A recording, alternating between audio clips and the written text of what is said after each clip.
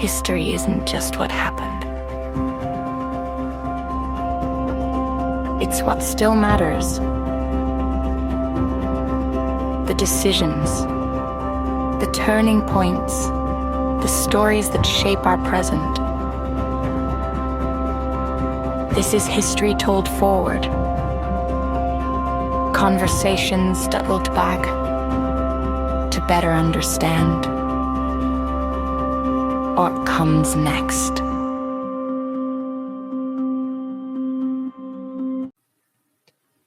Welcome, everybody, to another episode of The History Told Forward. I'm your host, Don, and today we have got Jack Maher.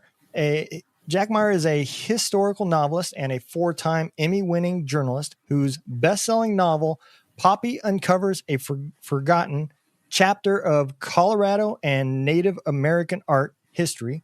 His book tells the true inspired story of his grandfather, Eric Douglas, an early champion of Native American artists who rode horseback across the Southwest to preserve and elevate their work.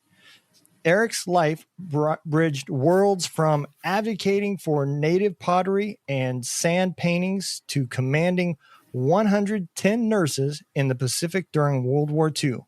Jack brings decade of broadcast storytelling experiences from NBC's KUSA TV in Denver, where he served as a multimedia journalist and executive producer. Welcome to the show, Mr. Jack Maher. How you doing? Well, I'm doing great, Don, and thanks for having me. I appreciate the opportunity. Absolutely. Well, you've got so much stuff that's going on. Why don't we start at the beginning? What brought you into the journalist world? You know, it's a great story. I was in high school in Denver. Our high school was George Washington. And I was a junior, and I was on the newspaper staff. And the reason I was on the newspaper staff was because as a kid growing up, I loved Superman comics. And of course, Superman's alter ego, Clark Kent, works at the Daily Planet. He's a reporter.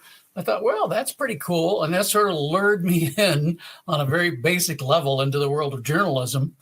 Anyway, I'm in this journalism class, and our teacher, whose name was Mrs. Mack, was looking out the window, and she noticed a news crew from the local TV station unloading their gear to do a story at our high school. I'm not sure what the story was, but she opens the window and she yells down and she says, "Hey, we're a journalism class. Can you come up and just take a few minutes and talk to us?" Well, they come up and they talk about their day and just the challenges of meeting deadlines and the adrenaline connected with this kind of storytelling they were doing. It was photographer Butch Montoya and reporter Ron Mitchell. And from that moment forward, I just knew this is what I want to do. I want to be in their world. I want to be in TV news. Well, fast forward about 8 years later, I end up working for that station that they were from that day.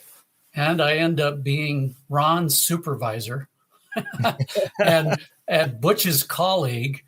And I just couldn't believe, the turn that life had taken.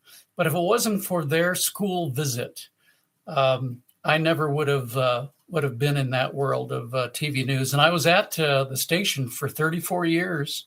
Wow. And saw a lot of changes. And we started in film and ended up in digital and all the madness that goes on with the multi-platforming.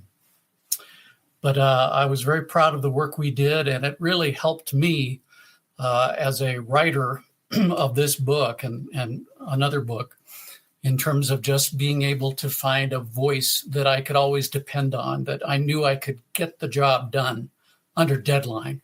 But that's basically how I ended up in the field. Well, so, man, that is fascinating how right there at the school level, I mean, most people, what's the average person changes careers 4 times, 5 times throughout their life. And here you are in school and 34 years later, same place. And you don't hear that story very often. No, I really feel in some ways that I was part of a very lucky group of folks that got to be in an industry that is somewhat reviled now. and people don't necessarily trust the way they once did. And again, I sound like an old man here, but we had 4 TV stations in Denver for a long time, and people were kind of on the same page. And now everybody's got a newsroom in their pocket, and everyone's got a voice, and that can be both good and bad. I just look back at the time that I had with great fondness and great pride in that we had some really great stories that we tried to tell. And, I'll tell you, we have on the wall of the newsroom to this day, there's a sign that says accuracy first. And that was the first thing we saw when we walked into the newsroom every day before we started our editorial meetings. And I think that's been lost a little bit with this new world in terms of fact checking and making sure the other side of things is reported. And it's a wild west in some ways. And we still have people that are committed to doing the right thing. I still believe a free press is a foundation of democracy.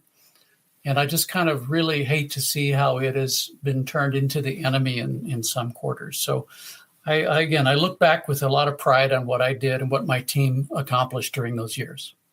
Yeah. I had a guest on here that pointed out something that I had never thought of personally until he said it. But, our founding fathers realized how important knowledge and speech was all the way back then when it took weeks to find out something big that was happening in not your local area. You had to wait for it to reach newspapers and into your area and somebody to write about it.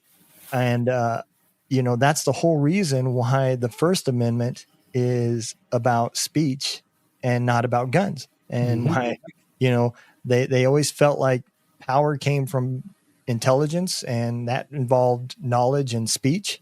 And that was way more important than weapons. And weapons was for when you didn't have the knowledge anymore. Right. And it really made sense when they put it that way to me. But it is, knowledge is power, and it's important that everybody has the right to talk. And it's just unfortunate, like you said, that we don't have the ability to have debates and then still go have a beer afterwards and be friends, But I'm sure history repeats itself, and one day that will come back again. Well, I appreciate your optimism. I think you're right. And that's what I believe as well. So let me ask you, your career from storytelling and journalism, is that what kind of drew you into writing the book about your grandfather? That's also an interesting story. I will be honest with you, Don. I didn't know a whole lot about this man, even though he was my grandfather. And the reason for that was because I was sort of a child of a dysfunctional family. My parents were alcoholics. There was also some mental illness thrown in. So it was a very chaotic, unstable environment growing up. I remember going back to my George Washington high school days, coming to school very tired because I didn't sleep very well at night because of all the arguing and crashing that was going on between my parents. And so I wasn't sure what the future really held for me. Well, that was until one day, my wonderful grandmother realized that she needed to stabilize this chaos. And she swept in, and she indeed stabilized our little family. And she was part of a magnificent world that involved this man, Eric Douglas Poppy, his love for Native Americans and their art, his appreciation of things that were beautifully made, that were rooted in traditions that dated back centuries. But she was more concerned with just making sure we had clothes on our backs and food on the table. Mm-hmm. And so she minimized that part of her life, and I didn't really know about it until one day she came into my basement bedroom. I was a long-haired hippie kid, and she had a supplement from the Denver Post, and it was called Empire Magazine, and the cover was about Eric Douglas and his family. And she said, "Here, Jack, you may want to hang on to this someday. It's about our family, and it's a pretty good story." Well, I, being a long-haired hippie kid, just folded it up and put it away in a stack and didn't think much about it until many, many years later. In the early 2000s, I was in the newsroom one day, and I got a call from the Denver Art Museum. And they said, "Are you Eric Douglas's grandson?" And I said, "Yeah." I said, "Well, you may not be aware, but he's still kind of a big deal here at the Denver Art Museum. We even have a society dedicated to him. It's called the Douglas Society. And we meet a few times a year. We were wondering if you could lecture about him at our next meeting." Well, I got to tell you, my heart was racing because all I had was this Denver Post supplement, very scant knowledge about what he was all about. Yeah. I did a quick cram fest of what I could find. And remember, in the early 2000s, there wasn't a lot of online going on. Yeah. But somehow she had passed away at that point, so I wasn't able to talk to her. But somehow I was able to cobble together this lecture. And they were appreciative, but I realized by the time it was over, I had not really done this man justice, because just peeking around the edges, I realized this was an amazing story involving this man, his love for Native American art, the way he championed these artists, the way he innovated museum techniques, which are still in use to this day. Wow. And so I decided, well, when I finally get out of this TV life and the multimedia life, I'm going to write a book about him. And the fuel for that fire was really the death of my sweet Becky, my late wife, who passed away unexpectedly. And there's a saying we have as Catholics that you have a dark night of the soul. When something happens, it's a loss of either a person or a personal loss, maybe a medical thing. And you can either sit in the darkness or you can mine it for the gold it contains. And so I decided to do the latter. And this book was my grief project. It helped me to get to know my grandfather, and it helped me to get through the grief of losing my Becky. Yeah. Wow. Wow. I did never, I wrote a book about my military time as well. And it was wrote as a document to share with my family about the things that I went through that I never shared with them. When I went in the military and when I got out of the military, it was the same wife, and my kids were born early in my military career. And so they knew me prior to deployments, and they knew what I turned into after the deployments. And so I wrote this as a document for them. And I never expected the healing that would come from it, and it really helped me quite a bit.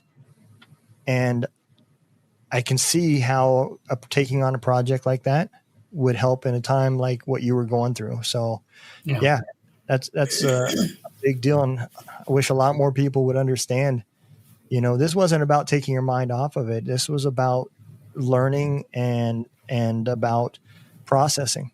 Well, and the choice, as you well know from your own experience, Don, is you can either go inward with it, or you can stay connected with the world. And so this was my way to get connected. I went to the Denver Art Museum to do research. They brought out boxes and boxes of stuff because these guys in the early 20th century, they were letter writers, they were diary keepers. And I had all this archival information to go through to get to know my grandfather.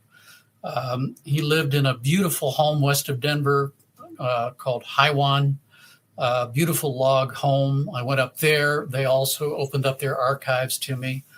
And so in doing this, the research was one element. And then in writing it every day, I've had my time to grieve Becky. But then I was able to pour that grief to channel it into the creative, concern of writing a novel. And I'll tell you, if it wasn't for this book, I'm not sure where I'd be today. It got pretty dark. This episode is brought to you by Barracks Media, where your online presence becomes a real asset. Barracks Media builds professional websites for podcasters, creators, authors, and small businesses who are ready to be taken seriously. not templates, not cookie-cutter pages. Real platforms built to grow with you. Whether you're launching a podcast, promoting a book, or building a brand, your website should work as hard as you do. We design sites that convert listeners into followers and followers into clients. Visit barracksmedia.com and turn your idea into a home on the web. Yeah.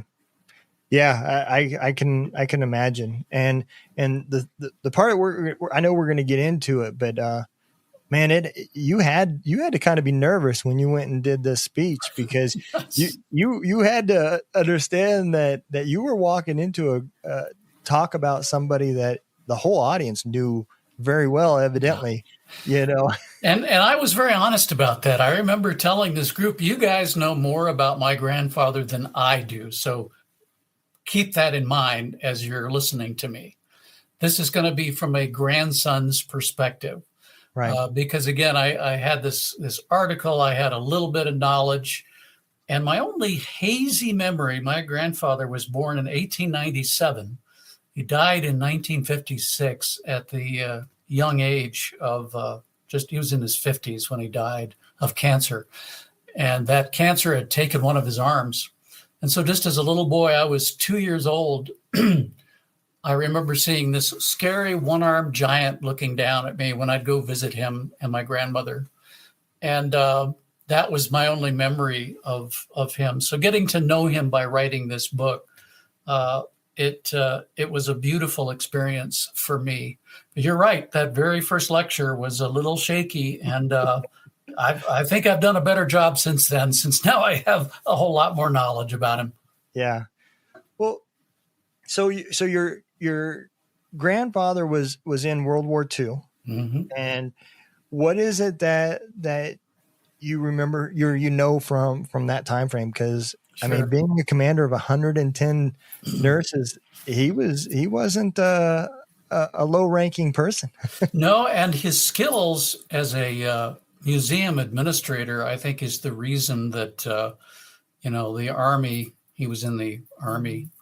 Was the reason that they thought he would be good to help with this hospital. It was in New Hebrides during the Pacific War. And I was lucky enough to find his orders to establish this hospital with these nurses. And they shipped out from what was called Camp Carson at the time. It's now known as Fort Carson. Yep. In Colorado. And it was a top secret shipment. He thought that was kind of funny, referring to these nurses as a shipment. But they all boarded this train, headed west to a transport ship, and then on to New Hebrides. Had to build the hospital from scratch in the jungle. And they were treating a lot of the guys that were on the front lines of that Pacific conflict, horrific injuries physically, but also mentally, because of, just the horrors of the Pacific War.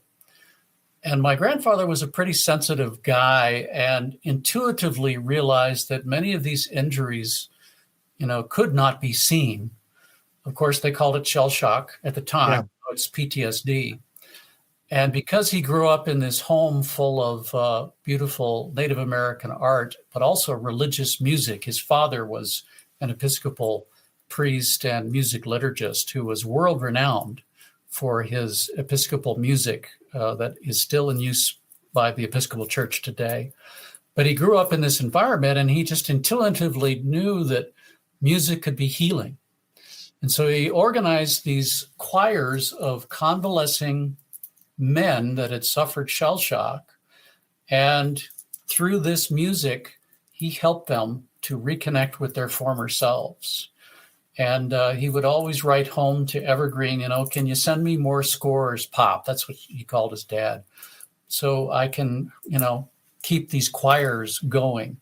And so in that respect, he was a bit of a pioneer in the terms of recognizing the need for this new kind of therapy to treat PTSD. And that was the hallmark of his entire life. He was an innovator in the museum front. He again championed these Native American artists at a time when there was a lot of racism and a lot of misunderstanding about their world and their art. And so I'm very proud of the fact that even in the military, he was able to continue that innovation this way. This show is part of the Barracks Media Network, built by veterans, creators, and storytellers who believe stories change lives. Barracks Media produces podcasts, books, and digital content that amplify voices worth hearing. We help creators launch, grow, and monetize their message without losing their soul. If you've got a story in you, or a show in your head, go to barracksmedia.com and start building something that lasts. So the things that he did with the art and the museums, that was before going into the war. Wow. Yeah. So how did he get into that part of it? Do you know? Yes, I do. So it's an interesting story. A lot of interesting stories here tonight. But his father, as I said, was this priest, this music liturgist, and he was from the New York area, and he worked very, very hard. In fact, they found him unconscious at the base of his organ one day because he had worked through the night on something called plain song. If you've ever been in a setting where you hear the chanting of monks, that is unaccompanied music that is probably best equated to plain song. And his father thought this music could open windows into heaven itself. But as I say, he worked very, very hard to the point of exhaustion. So his superiors said, you know what? You need to go west. That was the cure back then for people back east with all kinds of problems, lung ailments, exhaustion. Go west, get out under those blue skies, under those Rocky Mountain blue skies, and get healthy. He did that. He went to a sanitarium in Denver, founded by one of Colorado's first woman doctors, who eventually fell in love with him and he with her. So she was my great-grandmother. She was known as Dr. Joe. But he realized he needed something more than traditional medicine. He took a bedroll and a horse, and he went out under the stars in the great American Southwest, and he just camped for weeks on end. And during the course of these travels, he encountered Native Americans, Hopi, especially. And he fell in love with their culture and their world, and he learned about their art. And the Hopi in particular thought this was really a very insightful guy. He didn't try to convert them to his Episcopalian faith. He met them on their terms, and they met him on their terms. So there was this bridging of cultures and of culture and world and art. But they made him a blood brother. They called him Lomowana, which translated to tall pine tree, because he was a very tall man. Well, after these encounters, he brought this love of their world, their music and their art into his home in Evergreen, this beautiful home I referenced.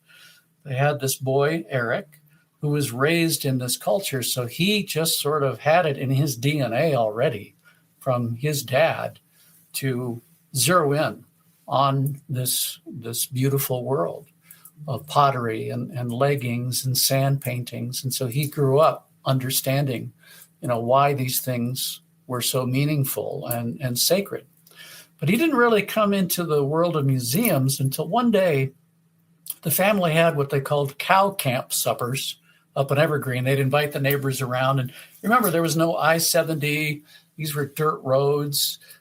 People lived in cabins in the mountains. It was really rough to get around, but they would gather at the Douglas homestead for these cow camp suppers. And one of the guests was Ann Evans. And her name is very significant here in Colorado because her father was Governor Evans, who was infamously associated with the Sand Creek Massacre. And he's been kind of reviled since then. In fact, we used to have a Mount Evans, and now it's been renamed Mount Blue Sky as part of this. Wow, this guy wasn't really very, very nice, to put it mildly. Well, anyway, she, I think because of that, had guilt. This is my theory, but I think she had guilt about the way that not only her father had carried out this massacre, but just the way that Indian cultures were treated by white America. And so she wanted to start a Native Arts department at the Denver Art Museum. And she asked Eric, who by that time was in his 20s, would you consider being part of this effort? she was really concerned that this race of Native Americans, these different cultures, were going to be wiped out by white influence. And so she wanted to preserve them. That was her really calling in life before she felt they were wiped away. Eric did not share that concern. He really said, I think they're going to be here a lot longer than you and me. But he said, I'll help you. So he started this Native Arts Department, and he started this outreach to potters and weavers and tried to convince them that their work needed to be in a museum. They didn't understand what a museum was. There was no concept there. But because of his dad and later his own contact with them, they trusted him to do the right thing. He felt that a piece of Native American pottery by a Hopi potter had the real good pottery, had the same level of sophistication and beauty as a Greek Renaissance vase. And so with a lot of coercion on the part of the museum higher-ups, he started this Native Arts Department and devoted his life to championing them. And in so doing, also created a livelihood for these artists. Because up until that point, a lot of it was considered just souvenir trash you could get on the side of, some road in New Mexico. I mean, again, kind of the racist attitude at the time. Yeah. But he felt by elevating it in a museum, people would start to understand, no, this is quality. And he said, it's not just in a museum, but you can buy this and beautify your home. And so he helped create this livelihood for these artists as well. One of them in particular, Nampeyo, she was a Hopi potter, lived in a place called First Mesa in Arizona. And if you've ever seen these paintings, Don, of these adobe boxes with ladders going up on top of cliffs, that was the home where she lived. That was kind of the style. And she would climb down from this home into the canyon to get the special clays she needed to fire up the pots. And she used sheep dung and manure, very old Hopi method, to get a special yellow glaze to some of it. And that was the way that she honored her ancestors, by using their techniques into the 20s and 30s and 40s. And my grandfather recognized that this was the kind of thing that needed to be preserved. Something else Nampeyo did that was interesting. When she would go down to the canyon floor, she would scrounge around for old pieces of pottery that her ancestors had thrown over the side. If you ever go to Mesa Verde or some of those places, you will hear from the park rangers that was pretty routine, that once a pot had outlived its usefulness, you just tossed it over the side and it broke. And she would scrounge up these scraps and then take inspiration from what a previous artist had done, and then would sort of reinvent that pattern on her own terms for a more modern sensibility. And Eric Poppy thought that was a beautiful way of not only continuing tradition, but reinventing it a little bit for a new audience. Yeah, it's fascinating because what we're talking about is historically people were making things out of necessity, pots to use to hold things as well, that later became art.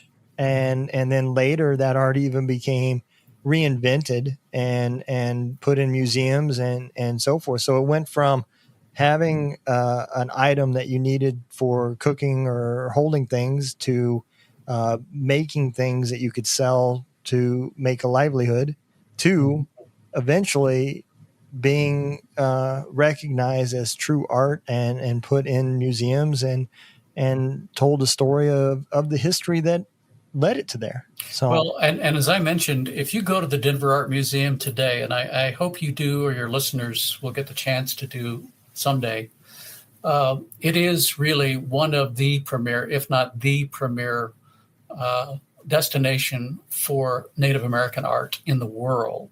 And that was a lot of Eric Douglas. That was his work. He ended up himself buying a lot of this because he had the resources. The family was wealthy. They had land holdings in Michigan that later part of the Ford Motor Company was built on top of. So wow. they had money, but they used it in this pursuit. And so he would buy the top quality leggings and flutes and war bonnets and as I say, pottery to put in the museum. And you'll see to this day, a lot of that material has his name or his father's name on it. And if I could just tell you for a minute some of the ways he innovated the displays of it.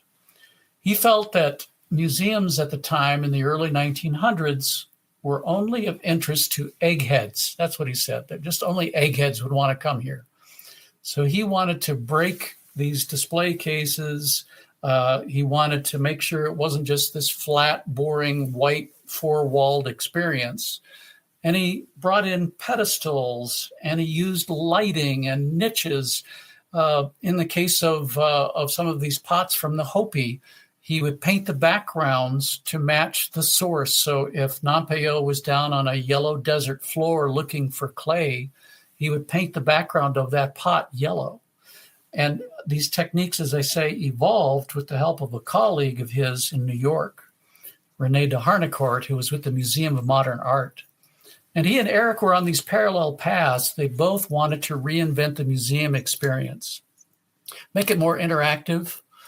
And so by accident, in a way, they were developing these similar pathways. Well, the two of them got together finally in 1939 at this really interesting exhibition. It was called the Golden Gate Expo, and it was to celebrate the opening of the Golden Gate and Oakland Bay bridges. And as part of it, they created an artificial island. This is so fascinating to me. An artificial island in San Francisco Bay. The Army Corps of Engineers did this. They built it up out of shoals. And onto this island, they put pretty much a World's Fair. It was temporary. The only way you could get out there was by water taxi. And Eric and his friend René were charged with constructing what was called the Indian Court, a celebration of Indian culture and art. And so these techniques that they pioneered in Denver and New York, they were able to take to a whole new level in San Francisco. And so when you'd go in, the first thing you would see is this beautiful mural of a Cheyenne war party on horseback. And they decided to go one step further. They made the feathers on the chief real. And they implanted the feathers in the wall, and then they ran a tube of compressed air hidden up the side. And so the feathers rippled as if they were riding in the wind toward you. Think about that, 1939. Innovative then, innovative today. Yeah. They would bring in Native American artists and creators to show how they did a piece of silver, how they did a sand painting. And it was really key in the case of the sand painters that they left out certain details, because in the culture of the Navajo and others that use sand paintings, they are sacred and they are used for healing. The idea is that you put the person that is afflicted in the middle of the painting. When you're done, the sand is the paint. And then you sweep up the sand, the different colored sand, and daub it on the body to heal. Well, they made sure if it was just for this exhibit that, they would leave out a key detail so it would not be sacred. But because of this expo in 1939, it again really furthered America's understanding of why this was important art. They repeated the experience in 1941 in New York at MoMA, and Eleanor Roosevelt came to this exhibit. And she praised both Eric, my grandfather, and René de Harnecourt for all the work they'd done, because they duplicated underground ceremonial Hopi kivas in this exhibit. So if you're going through this, you have to go down a ladder to see the art inside a kiva, which is basically a hole in the desert. And I'm just looking at the different ways that these men operated and helped with this understanding of Native American culture. I'm amazed at how much they got done in a very short amount of time. Yeah, they were generations ahead of themselves. I mean, very much so. Yeah. I wonder, how much of the things that he was doing, because it's obvious that your grandfather had the ability to think outside the box, right? He didn't just satisfy with that's what that person did, so that's how I'm going to do it, or that's how it was done in the past. This is how we're going to do it now. You know, I wonder how much of that he incorporated with his leadership in the military, because like you said, the fact that he was bringing in music that is used for therapy even today for PTSD and stuff like that. It's just so fascinating of how far forward thinking he was. Well, I know one thing, that when he was stationed in New Hebrides, he developed a new appreciation for oceanic art, Polynesian art. And he brought some of that back to the Denver Art Museum after his war service ended. So the Native Arts Department grew to beyond Native American art to include oceanic art as well. We're talking, you know, tikis, wood carvings, things like that. And he had a very special relationship with these nurses, I have to tell you, Don. Again, think of the time, okay? Mm-hmm. But his name, you know, his family name, we called him Poppy. But somehow, as you know, being in the military, sometimes these things get a little bit convoluted or inverted. They ended up calling him Pappy, mm-hmm. and he called these nurses his chicks. So it was Pappy and his chicks, because he felt they were kind of needed of guidance, a father figure, that sort of thing. Mm-hmm. And at the end of their service together in that hospital, he wrote just a charming little booklet, because he was also a poet. And he composed a few lines for every one of those 110 nurses. Just, you know, a little memento for them to take from their service together, from their time together. And they got together as, you know, a group for reunions for many years until he died. And, you know, he didn't ever want to make the spotlight on him. And even after he was diagnosed with this cancer, he never let on to them, you know, how truly sick he was. It was always an optimistic report about, you know, how he was doing and everything else. He clearly was not doing well with the one arm off, and, you know, he was just looked awful. And the courage that he showed at the end, he was still in demand because of all this vast knowledge. And so museums from not only the United States, but overseas wanted him to come and authenticate their collections or help determine, hey, we have this opportunity to get this war bonnet. Is it something we should spend money on? And he could tell you if it was the real thing or maybe just a knockoff. Well, as part of this research, I came across a museum in Wisconsin, the Beloit Museum of Anthropology. And I said, do you know that my grandfather, you know, was there in the 50s? There's a reference to him visiting and helping authenticate this collection. They said, well, yeah, we've got an audio tape of him doing it. Don, my heart leapt, because I had never heard his voice. And wow. Here now I have this opportunity. So I talked to the museum. They said the tape's in pretty bad shape, but maybe you can find a way to clean it up. So I had it sent to an audio lab in Salt Lake City. They sent me the digital file.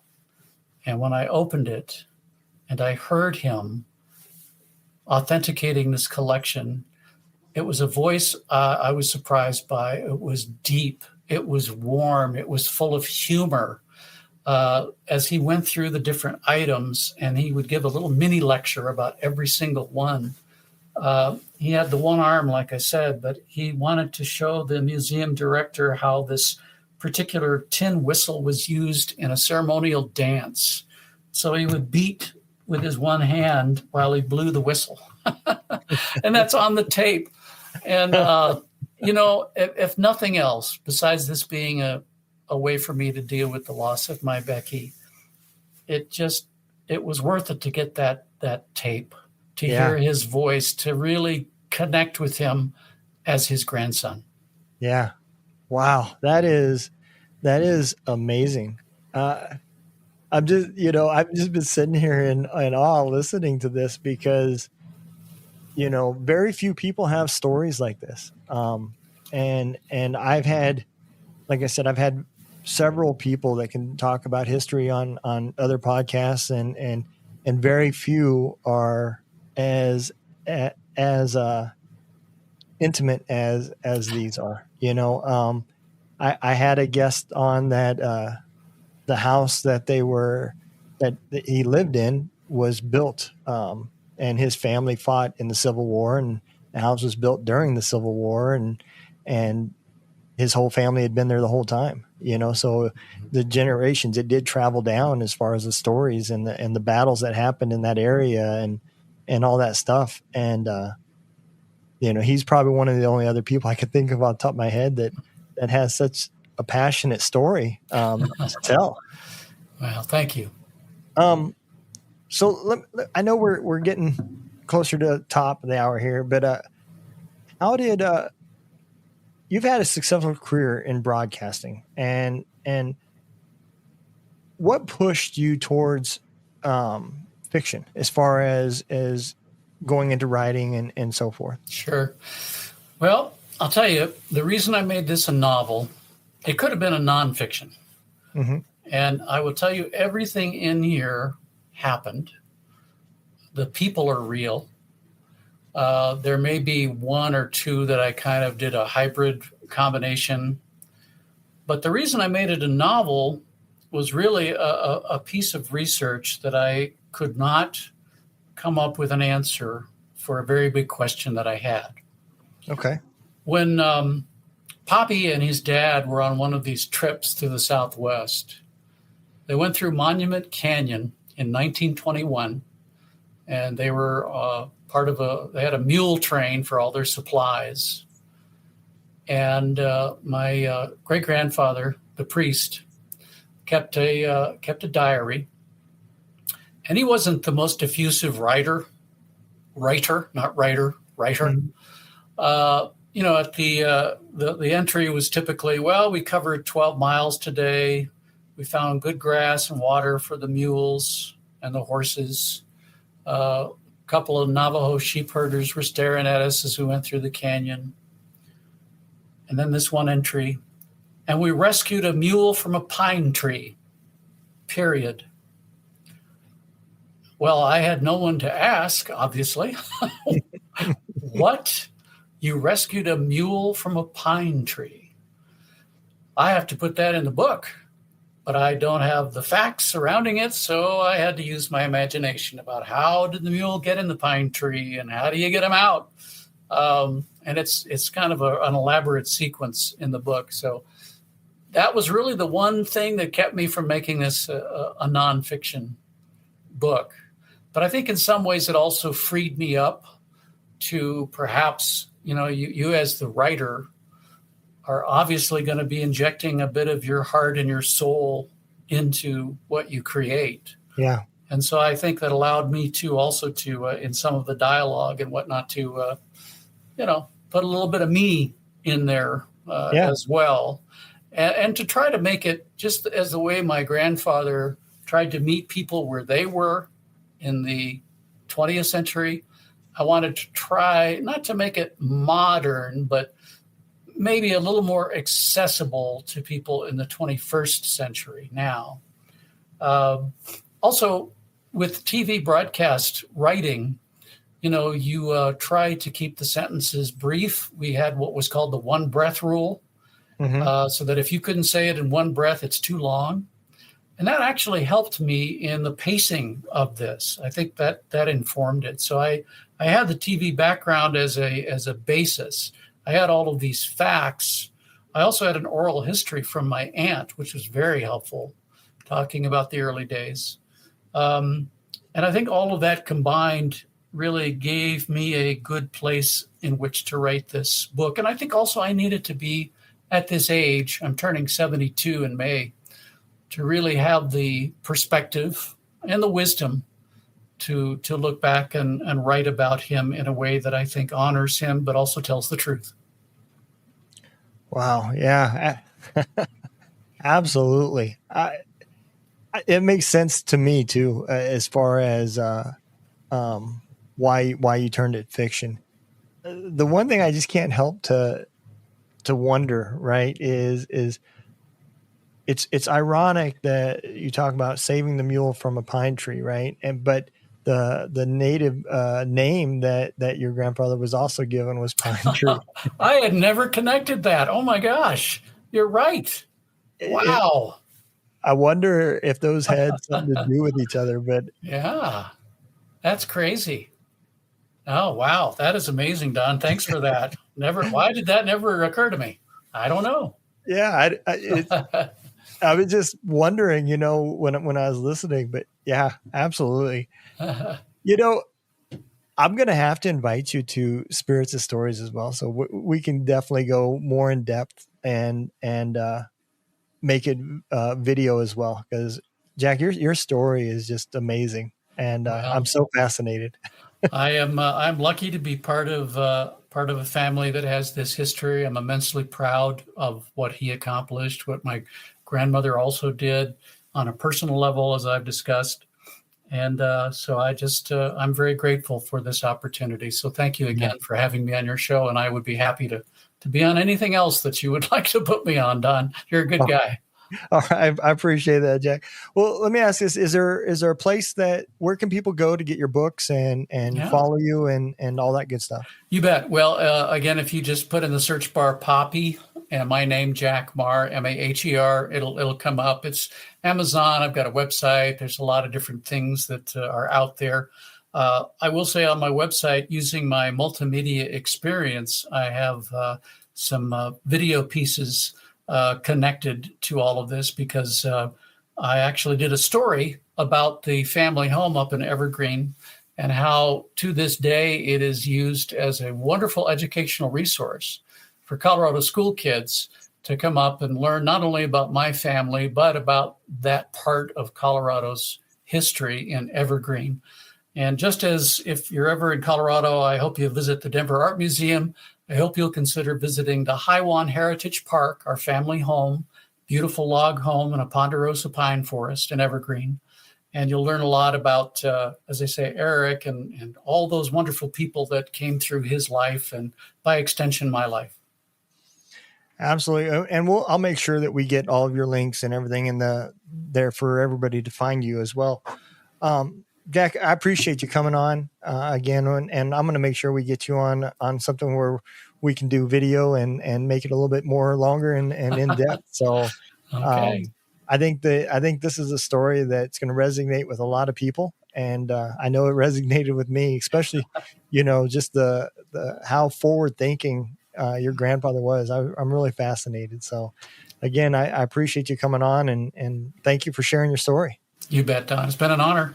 All right. You all take care. I hope all of y'all get something out of this. I know I sure did. And if you didn't, then rewind it and listen to it again, because you missed it. And I think everybody can say, history plays a big part in our lives. And if only podcasting existed for George Washington and Benjamin Franklin, just think of the things that we could have learned. So y'all take care. Be safe out there. And we'll see you on our next episode. Y'all take care. Bye. You've been listening to History Told Forward, a podcast from the Barracks Media Network. Thanks to our guest for sharing their insight, and thank you for listening. You can find more conversations like this across the Barracks Media Network. We'll see you next time.